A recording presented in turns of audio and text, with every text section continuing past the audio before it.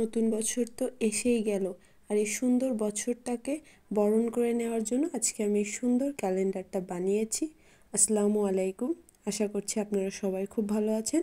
নতুন বছরে একটা সুন্দর ডেস্ক ক্যালেন্ডার বানানোর যে ফুল টিউটোরিয়ালটা, আজকে এটাই আপনাদের সাথে শেয়ার করব। আমি অনেকগুলো ডেস্ক ক্যালেন্ডার খুঁজেছি যে কিভাবে বানানো যায়, তবে এই ধরনের ক্যালেন্ডারটা আমার সবচেয়ে বেশি ভালো লেগেছে। তো সেভাবে কিভাবে আজকে পুরো কাজটা করেছি আপনাদেরকে এই ভিডিওতে দেখাবো।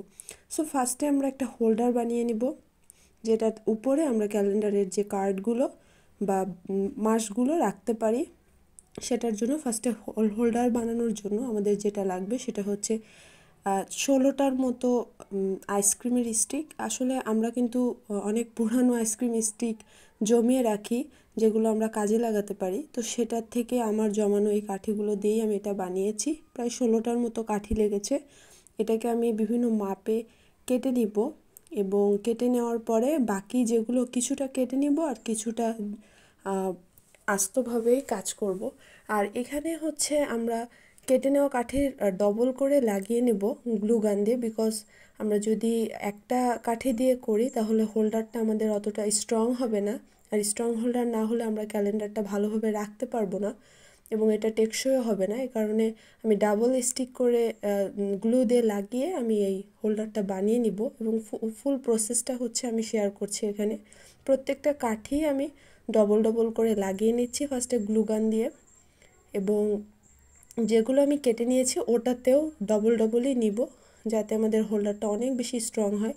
আর আপনারা যখন গ্লু গান ইউজ করবেন তখন একটা রিকোয়েস্ট থাকবে আমার, যে এর যে আমরা যদি প্রিমিয়াম লুকটা দিতে চাই তাহলে এর যে সাইডের থেকে যে গ্লুগুলো বের হয় এগুলোকে গরম অবস্থায় যখন একটু ঠান্ডা হবে ওটা হাত দিয়ে রিমুভ করে দিবেন। যদি না দেন তাহলে কিন্তু পরবর্তীতে লুকসটা একটু অতটা হাই স্ট্যান্ডার্ড হবে না।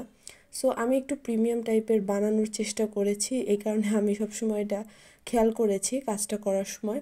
এবং কাঠিটা লাগানোর হোল্ডার যখন আমি লাগাচ্ছি, হোল্ডারের কাঠিগুলো সেগুলো খুব সতর্কতার সাথে লাগাচ্ছি।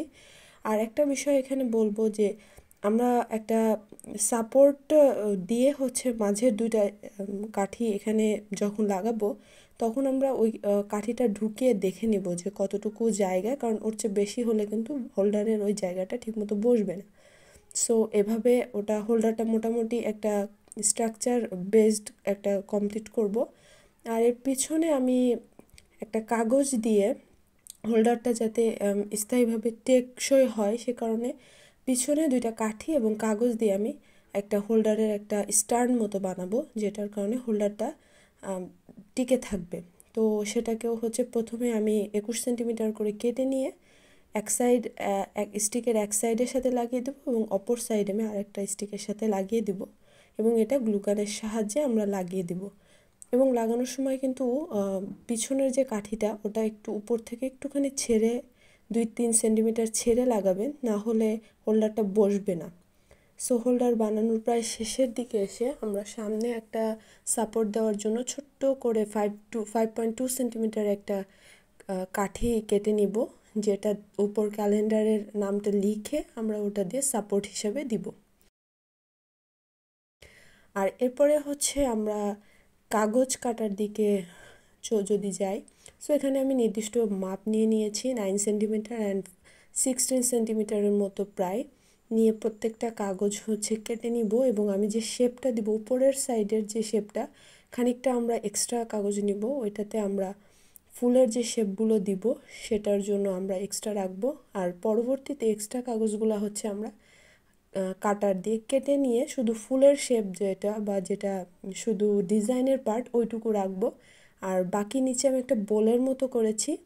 সো বোলের মধ্যে আমরা ক্যালেন্ডারের যে প্রত্যেকটা মাস ওটাকে লিখব, এবং আমি একটা লিখে আপনাদেরকে দেখাচ্ছি। বাকি মান্থগুলো আমি যদি দেখাই তাহলে ভিডিওটা অনেক বড় হবে, তো ওটা আমরা দেখাবো না, এবং একটা দেখলে আপনারা বুঝতে পারবেন যে এখানেও কিছুটা মাপের ব্যাপার আছে। লেখার মধ্যে একটু দূরত্ব মেনটেন করে লিখতে হবে, নাহলে দেখার সৌন্দর্যটা ঠিক থাকবে না।